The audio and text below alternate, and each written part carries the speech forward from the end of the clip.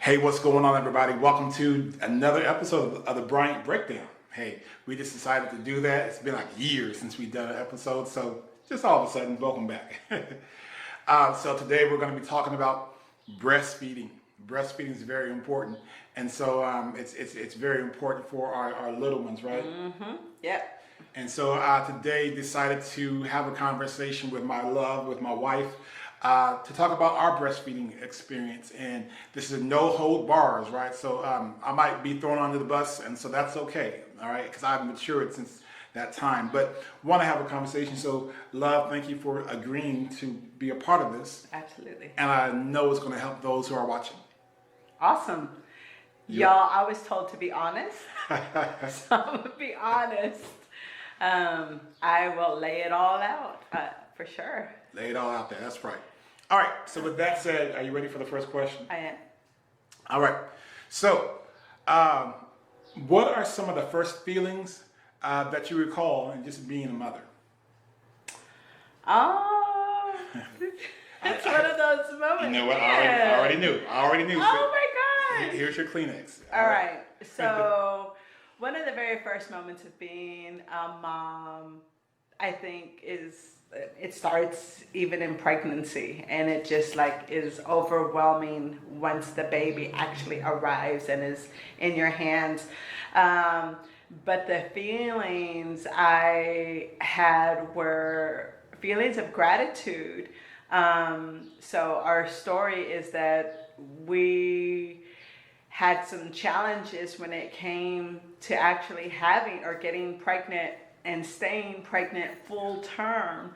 And so being able to carry a baby full term and to actually deliver a live, healthy baby girl was definitely overwhelming.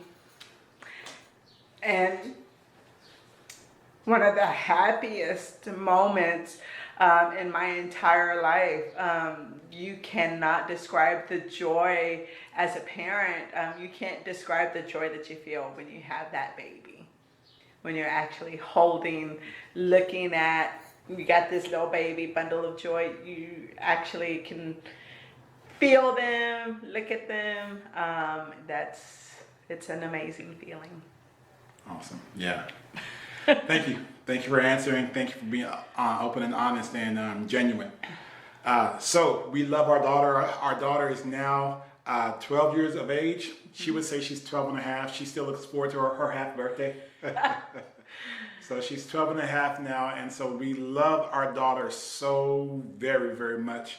I love being a father. And of course, you love being a mother, as you can tell. All right. Next question for you, my love.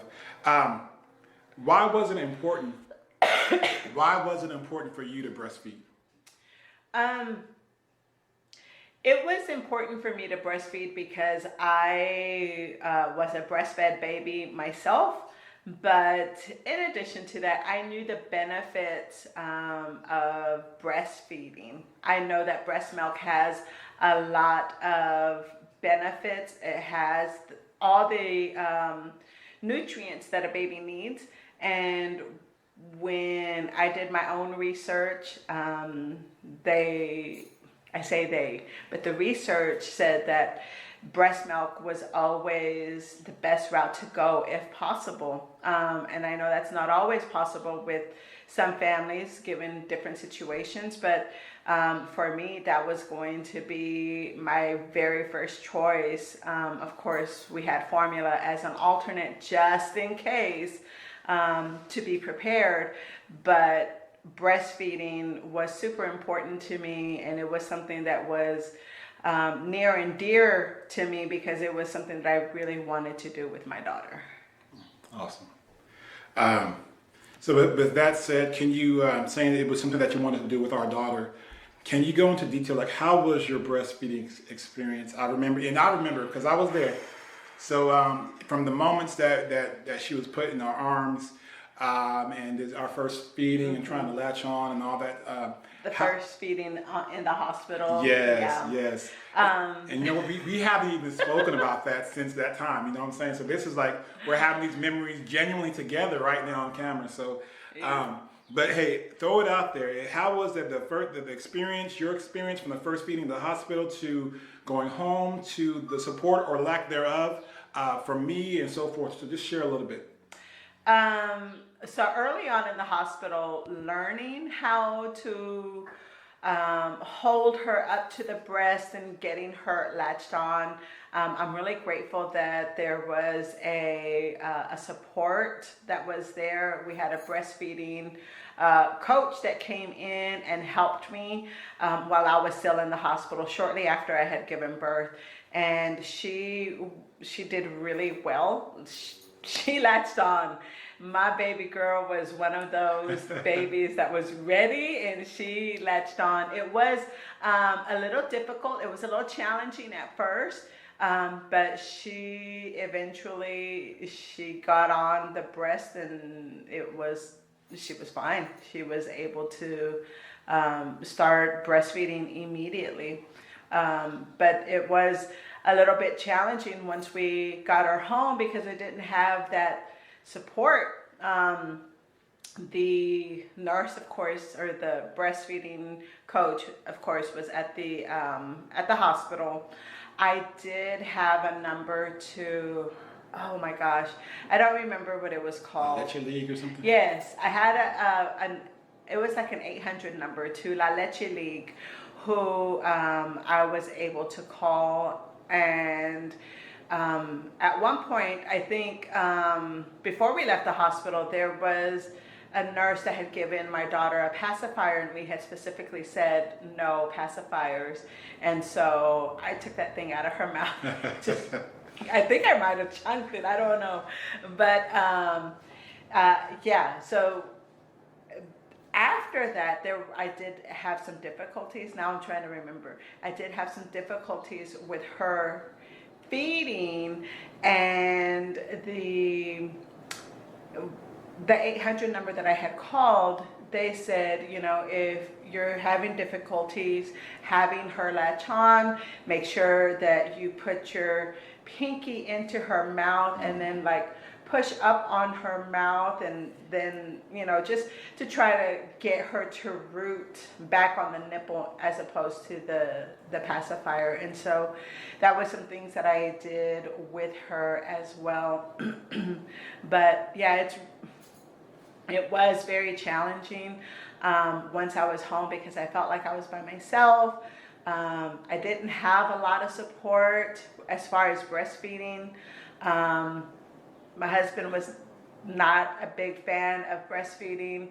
My mother-in-law was not a big fan of breastfeeding. My sister was not a big fan of breastfeeding. So I didn't have a whole lot of support. I had an 800 number, and that's all I had. That and the Holy Spirit. Because I will say, my sister-in-law, my husband's sister, she was a good support. I could call her because she had breastfed her children, and so I was able to get some advice from her. So she was helpful during those times when I was feeling unsupported. But even then, I felt like a fish out of water when it came to breastfeeding. And I was concerned that my daughter was not gaining enough weight at the beginning. I was concerned that she wasn't getting enough nutrients. But as time went on and as I started relaxing more, I did notice that she latched on really nicely, gained the weight that she needed to, had the soiled diapers. And I mean, at the beginning we had to track how many wet diapers, how many soiled diapers. And so all of that just kind of helped me keep track that she was getting the nutrients that she needed. Yeah. Sorry, that was a long answer. That's your answer. And I went all over. And we came back, so thank you for sharing. Let me ask you this. You mentioned that you didn't have the support from me that you needed initially. What were some things, and I have my own reasons why I didn't support at firsthand, but what were some things that you felt that you needed from me that I was not giving to you? So I didn't have the support in this, and I knew I knew you wanted to support me. I don't think you knew how. Right. But, because I think you were aware too that mother's milk was probably the best milk for the baby. And I think I think there was a mismatch when I needed to feed the baby. I didn't have any encouragement. I didn't have like, babe, you can do it. It's gonna be all right. Or I know it's hard right now, or whatever. You would just bring her to me, and that would pretty much be it. One thing that David did do was he did change diapers in the middle of the night when he woke up. So he would bring the baby to me, and I was able to breastfeed while I was still laying down. So that was helpful, but I didn't get the encouragement that I needed from my husband. I didn't have the, babe, you can do it, or babe, it's gonna be all right. And sometimes all you need is just like that pat on your back, like, or rubbing my back while breastfeeding. And it just seemed like you just wanted it to be over. Okay, it's over. Just get it out and get it over with. So I didn't really feel the support that I needed during that time. Yeah, and I want to apologize to you that so I want to apologize that I wasn't more supportive for you that I should have been, and just encouraging, rubbing on your back and so forth, and also for making you feel that, hey, let's just be done and let's keep moving, right? So that was not my intention, but like you said, I just didn't know how I could help. And one of the things for me, so backtracking, I believe I was a G in the delivery room, and so I was a cheerleader. Yes. I was coaching you, and I believe I was very, very supportive for you in the delivery room and so forth. Absolutely. During the delivery, you were a rock star. You were there, and I don't think you left my side. I don't think you left at all. I think he was there during the whole time of the delivery. Yeah. So, But for me, translating, there was some translating from the delivery room to now. Okay, now we're parents. We're parents and breastfeeding and so forth. I didn't know how to support you because, of course, if I knew, I would have. And one thing that it was I was uncomfortable. First of all, I wasn't breastfed. I'm a big guy, but I wasn't breastfed. And two, that wasn't normal in our household growing up, so I didn't see that. Yeah, because your mom said, no, you don't want to breastfeed because she's going to take all the nutrients out of your body. And she said, that's why I didn't breastfeed my kiddos. Or if she did, it was for a short period of time. But she's like, no, you can't breastfeed because she's going to take all the nutrients. So that misnomer. Misconception. Right. It was a misconception that was kind of passed down. Correct. And that myth I grew up with, not knowing, it wasn't talked about in my household, so it was foreign to me. When you wanted to breastfeed, I was like, well, I don't know much about that. And two, as a man, to be honest, as a man, it was like, I don't want anybody looking at my wife's breast. Right, that was it. It was, breasts to me were sexual. They weren't, I didn't have the mindset of, first and foremost, they're a form of nutrition. They're a form of food, right, for the animal kingdom, period. Right? But as a man in our context here, especially in the Western civilization, breasts are highly sexualized. Mm-hmm. So me seeing you breastfeed, and then my concern was other people. I was being selfish. I wasn't concerned about you and my daughter at that time, because even there was times where you had to feed and my daughter's head was covered and she's sweating on the nose. Sweaty, yeah. Yeah, and just covering up, right? And in the back of the church, and many different stories. But me, that was something I had to get over, was that I don't want nobody looking at my wife's breast. And that was not the case. So having it be normalized in the household, me, if I would have known what to expect going in, if I would have had a conversation of another professional or even another dad speaking to me about breastfeeding, I would have been better prepared. I knew it was good, right? But there was all these other hindrances that was hindering me from giving the best for our daughter. Also, I didn't know anything about cracked nipples. Like, what's going on? Are you okay? And the lanolin and all that stuff, right? I just didn't know. So now, when I speak to fathers about breastfeeding, I'm able to share. And then also, we didn't talk about how long we were going to breastfeed. It was just, we had to go. You had to go, and I was going to try to support you the best I could. But I also was kind of a wait a little bit. To be honest, it was kind of dragging until it clicked. So I think that's something also dads and moms need to talk about. Is how long are we going to breastfeed? Is this going to be 6 months? Is it going to be 12 months? Is it going to be 2 years and so forth? So what are your thoughts about anything I've said? Yes.